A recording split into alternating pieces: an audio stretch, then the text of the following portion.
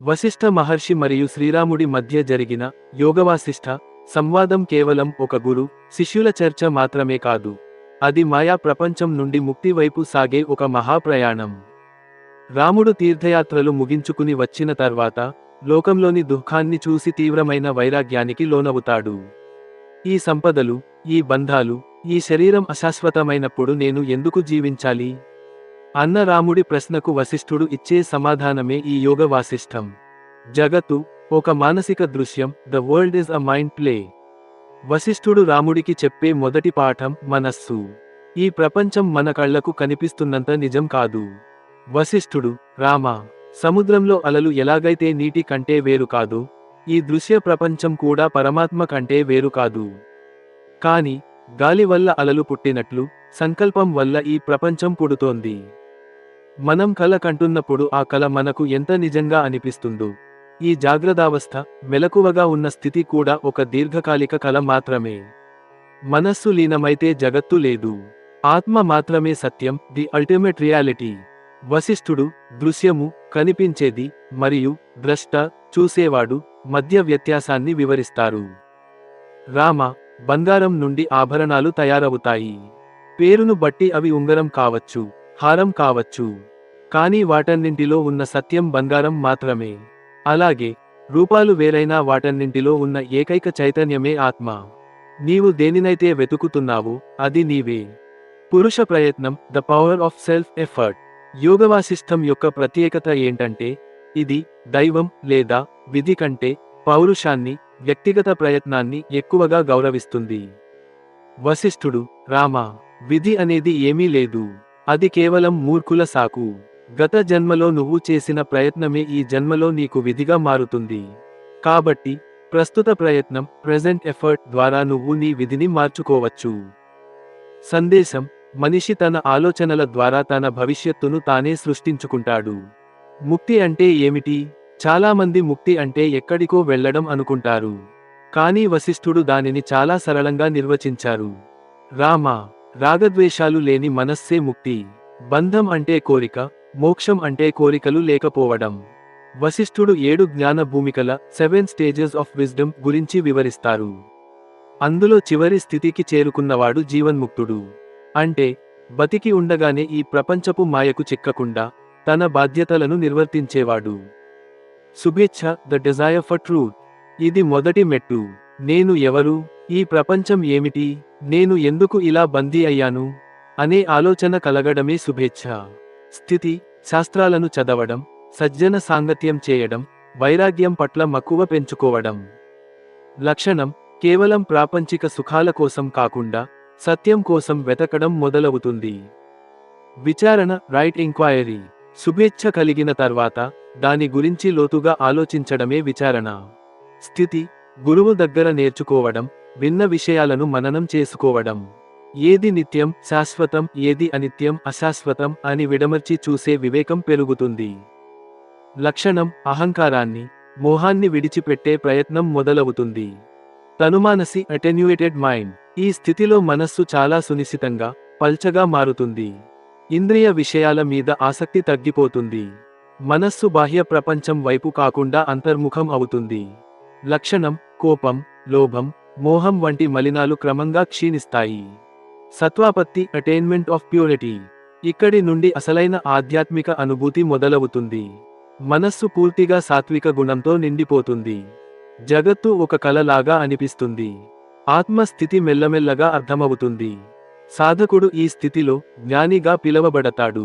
అతనికి ప్రపంచం ఉన్నా అది తనకంటే వేరు కాదనే స్పృహ కలుగుతుంది. అసంసక్తి, నాన్ అటాచ్మెంట్. ఇది పరమ వైరాగ్య స్థితి. ఇక్కడ సాధకుడు దేనికి అంటుకోడు. బయటకి కర్మలు చేస్తున్నా లోపల ఏ భావము ఉండదు. నిద్రలో ఉన్నవాడికి చుట్టూ ఏం జరుగుతుందో తెలియనట్టు ఇతనికి బాహ్య ప్రపంచం మీద మమకారం ఉండదు. ఆత్మలో ఆనందాన్ని వెతుక్కుంటాడు. పదార్థాభావని, పర్సెప్షన్ ఆఫ్ నాన్ రియాలిటీ. ఈ స్థితిలో పదార్థం అనేదే ఉండదు. అంతా చైతన్యమే అనిపిస్తుంది. స్థితి: ఘన పదార్థాలు కూడా ఆత్మస్వరూపంగానే కనిపిస్తాయి. దృశ్య ప్రపంచం పూర్తిగా మరుగున పడిపోతుంది. లక్షణం: బ్రహ్మ భావన స్థిరపడుతుంది. తుర్యగ, ద స్టేట్ ఆఫ్ వన్నెస్. ఇది చివరి మెట్టు. దీనినే జీవన్ముక్తి అంటారు. స్థితి ఇక్కడ ద్రష్ట చూసేవాడు, దృశ్యం చూడబడేది అనే భేదం ఉండదు. సాధకుడు బ్రహ్మమే అయిపోతాడు. లక్షణం మాటలకు అందని పరమశాంతి. శరీరం ఉన్నా లేకపోయినా అతను ముక్తుడే. లోతైన విశ్లేషణ చిదాకాశం. వశిష్ఠుడు వివరించే అత్యంత లోతైన అంశం ఆకాశత్రయం. భూతాకాశం మనం చూసే భౌతిక ఆకాశం. చిత్తాకాశం మన ఆలోచనలు కలలు ఉండే మానసిక ఆకాశం. చిదాకాశం జ్ఞాన స్వరూపమైన ఆత్మ ఆకాశం. చివరికి రాముడు తన కర్తవ్యాన్ని తెలుసుకుంటాడు. వైరాగ్యం అంటే పనిని వదిలేయడం కాదు, ఫలితం మీద ఆశ లేకుండా సాక్షిభూతంగా బాధ్యతను నెరవేర్చడమే అని వశిష్ఠుడు బోధిస్తారు.